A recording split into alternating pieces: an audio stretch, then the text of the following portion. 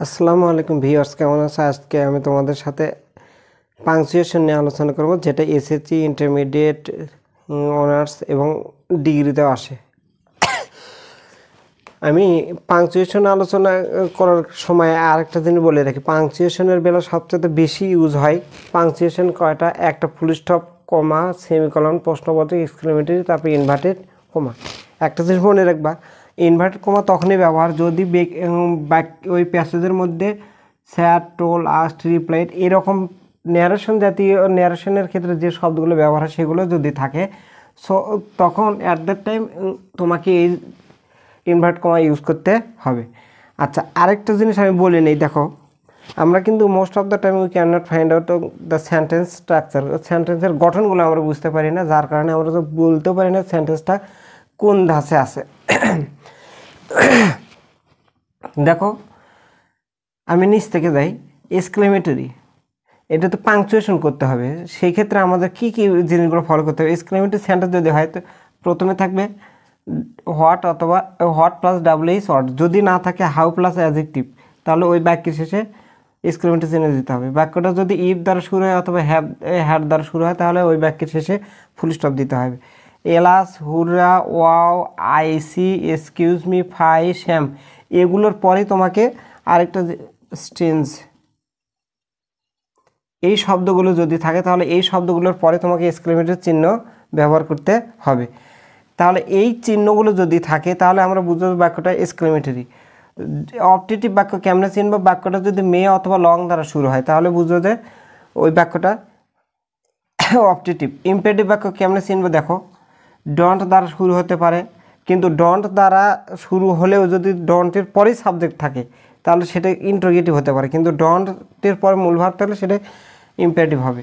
Never দ্বারা শুরু হলে, অলওয়েজ দ্বারা শুরু হলে, লেট যেভাবে থাক, লেটাস থাক, লেটস থাক দেখার বিষয় না, লেট থাকলে বাক্যটা ইম্পেরেটিভ। প্লিজ, কাইন্ডলি, মূল ভার্ব, যেমন ধরো মূল ভার্ব বলে রিড অ্যাটেন্টিভলি, এরকম মূল ভার্ব দ্বারা শুরু যদি হয় তাহলে বি অ্যাটেন্টিভ, এরকম যদি শুরু হয় তাহলে সেই ক্ষেত্রে বাক্যটা ইম্পেরেটিভ হবে। ইন্টারোগেটিভ বাক্য কেমনে বুঝবা? বাক্যটা ডাব্লিউএইচ ওয়ার্ড দ্বারা শুরু হবে এবং ডাব্লিউএইচ ওয়ার্ডের পরে অবশ্যই একটা হেল্পিং ভার্ব থাকতে পারে, অথবা কোনো বাক্য যদি হেল্পিং ভার্ব দ্বারা শুরু হয় তাহলে সেই বাক্যটার শেষে আমরা প্রশ্নবোধক চিহ্ন ইউজ করব, আর ইম্পারেটিভ বাক্যের শেষে ফুল স্টপ ইউজ করব। তারপরে দেখো এই কয়েকটা রুলস বাদ দিয়ে যতগুলো বাক্য থাকবে সবগুলো বাক্য এসার্টিভ। এসার্টিভ বাক্য নাউন প্লাস প্রোনাউন অথবা নাউন অথবা প্রোনাউন, তারপরে থাকবে ভার্ব, তারপরে কি থাকবে? ভার্ব থাকবে। ইট প্লাস ভার্ব, দিয়ার প্লাস ভার্ব, এই তিনটে স্ট্রাকচারের বাইরে কোনো প্রকার এসার্টিভ সেন্টেন্স নেই। এখন আমরা যে বিষয়টা দেখব, প্রথমে যখন আমরা পাংচুয়েশন করতে যাব তখন দেখব যে পাংচুয়েশনটা যদি ডায়ালেক্ট সিস্টেমে থাকে, ইন্টারমিডিয়েটে বেশিরভাগ ডায়ালেক্ট সিস্টেমে থাকে, কিন্তু এসএসসি, অনার্স এবং ডিগ্রিতে প্যাসেজ আকারে থাকে। তো এই ক্ষেত্রে আমাদের প্রথমে দেখতে হবে যে প্যাসেজটা কোন ধাঁচে আছে, ন্যারেশনে না জেনারেল প্যাসেজে আছে। যদি ন্যারেশনে থাকে তাহলে এই শব্দগুলো আমরা খুঁজে পাবো, আর যদি ন্যারেশনে না থাকে তাহলে ওই ফুল স্টপ কমা পর্যন্তই হয়। এইগুলো যদি থাকে তাহলে আমরা অবশ্যই ইনভার্টেড কমা ইউজ করব। এখন দেখা যাক দি ওল্ড ম্যান, এখানে দেখো কি লেখা আছে, স্যাড লেখা আছে। স্যাড তার মানে আমাকে কি আনতে হবে? ইনভার্টেড কমা আনতে হবে।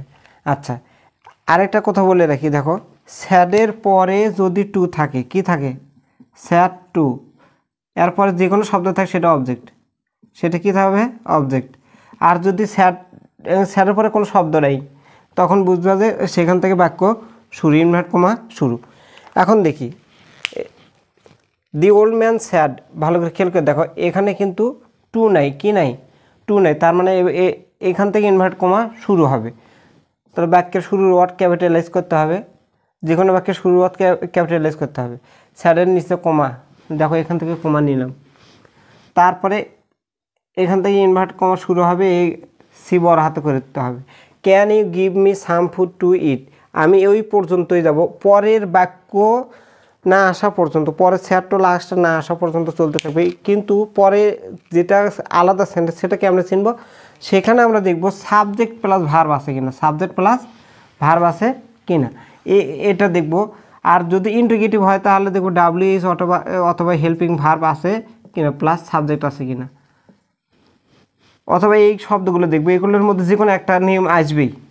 আচ্ছা, এখন দেখি আমি এই বাক্যটা এই পর্যন্ত ইন্টারোগেটিভ বাক্যটা সাহায্যকারী ভার্ব দ্বারা শুরু। দেখো ইন্টারোগেটিভ বাক্যে কী বলা আছে? Helping verb. বাক্যের শুরুতে হয় ডাব্লিউএস ওয়ার্ড, না হলে হেল্পিং ভার্ব। দেখো কেন এটা হেল্পিং ভার্ব? তো বাক্যর শেষে প্রশ্নবোধক চিহ্ন। এখন বাক্যটা এখনও শেষ হয়নি। দেখো আই যে জায়গাতেই থাকে, এই আইটা যে জায়গাতেই থাকে অবশ্যই তাকে ক্যাপিটালাইজ করতে হবে। তার মানে আই, দেখো আমি এখানে থামবো কেন? আমি কি বলছি? হয় সাবজেক্ট প্লাস ভার্ব। দেখো এখানে সাবজেক্ট পাইছি, ভার্ব পাইছি। I have been starving for 2 days।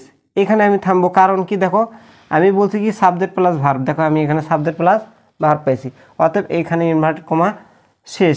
এখানে ইনভার্টেড কমা কেন শেষ কেন করলাম? কারণ এই জায়গায় স্যাড আছে, তার মানে আগের বাক্য শেষ হয়ে গেছে। এই শব্দটা অক্ষরটা ক্যাপিটালাইজ করলাম, স্যাডের পরে এখানে কমা ইউজ করছি। দেখো এখানেও কমা, এখান থেকে আবার ইনভার্ট কমা শুরু হবে। কেন শুরু হবে? দেখো আমি কি বলছি? WS word helping verb plus subject. দেখো ডাব্লিউএস ওয়ার্ড আছে, হেল্পিং ভার্ব আছে, এই জায়গায় সাবজেক্ট আছে, অতএব এখানে ইনভার্টেড কমা শুরু, এটা ক্যাপিটালাইজ করতে হবে। আচ্ছা, হোয়াই ডু ইউ বেগ, আমি এখানে প্রশ্নবোধক চিহ্ন দেবো। কেন দেব?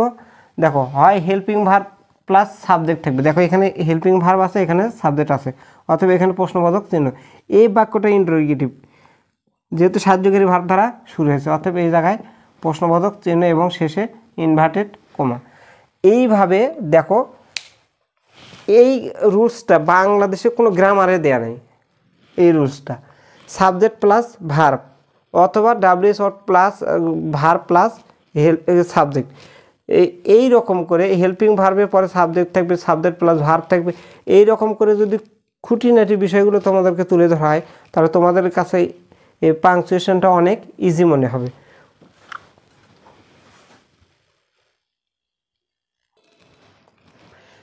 দেখো এই ক্ষেত্রে আমি নতুন করে আবার একটা উদাহরণ লিখছি তোমাদের জন্য। এখন এই স্যাডের সাথে আমি কি বলছিলাম? যদি স্যাডের সাথে টু থাকে তাহলে বুঝবে যে তারপরে যে ওয়ার্ডটা সেটা অবজেক্ট। যেমন ধরো এই বাক্যে আয়েশা আছে, মেবি আয়েশা আছে, এটা হলো অবজেক্ট। আবার স্যাডের পরে যদি কোনো ব্যক্তির নাম থাকে, যেমন ধরো এখানে আছে where do you live now Rafia, sorry জায়গাতে মিস্টেক।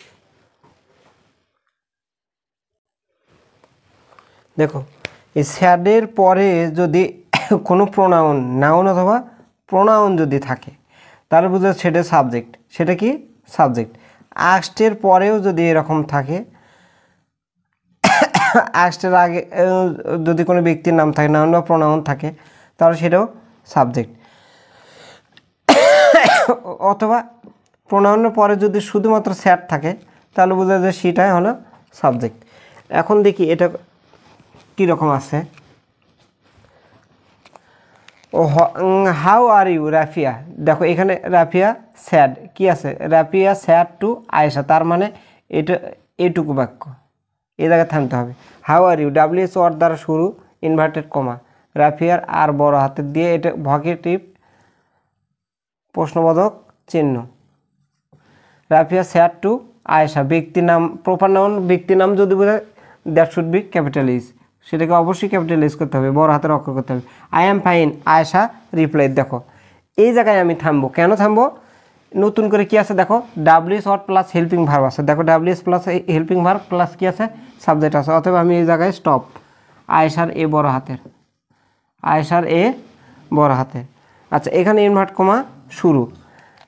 আচ্ছা, হোয়ার ডু ইউ লিভ নাও, এখন তুমি কোথায় বাস করো? ডাব্লিউএস ওয়ার্ড বাক্য দ্বারা, ওই জন্য প্রশ্নবোধক চিহ্ন। রাফিয়া আস্কড, রাফিয়ার আর বড় হাতের। এই জায়গায় আমি থামবো। কেন থামবো? কি পাচ্ছি? সাবজেক্ট প্লাস ভার্ব পেয়েছি, প্রশ্ন invert comma. I live at Mirpur, proper noun বড় হাতের হয়। I live at Mirpur in Dhaka, এখানে আমি থামবো। কেন থামবো? দেখো আমরা কি পাইছি? স্যাড প্লাস সাবজেক্ট পাইছি, অতএব এই জায়গায় আমাকে থামতে হবে, ফুল স্টপ। এইখানে আমি ফুল থামবো। কেন থামবো? দেখো বাক্যটা হলো এসার্টিভ বাক্য, কিন্তু এটা থ্যাঙ্কের আগে আই আছে, আই থ্যাংক ইউ, এটা এখানে এসার্টিভ বাক্য, এটা কিন্তু মনে রাখবা। থ্যাংক ইউ সর্বদা এসার্টিভ বাক্য। কারণ এর আগে আই আছে। যদি এখানে প্রেজেন্ট নেই কিন্তু আই ধরতে হবে, তাই এখানে আমি থামবো। আচ্ছা, এখানে থামবো কেন? সাবজেক্ট প্লাস ভার্ব আছে অথবা ভার্ব প্লাস অবজেক্ট আছে, এখানে আমাকে থামতে হবে। এখানে ইনভার্ট কমা, দেখো শি স্যাড, এখানে আমরা থামবো। এই রুলসটা মোটামুটি ডাব্লিউএস পাংচুয়েশন করার জন্য 100% একেবারে লাগবেই। এটা লাগবে 100-এ 100। আশা করছি তোমরা বুঝতে পারছো। পরের ক্লাসে আরও নতুন উদাহরণ নিয়ে তোমাদের সামনে হাজির হব। সে পর্যন্ত সবাই ভালো থাকো। আল্লাহ হাফেজ।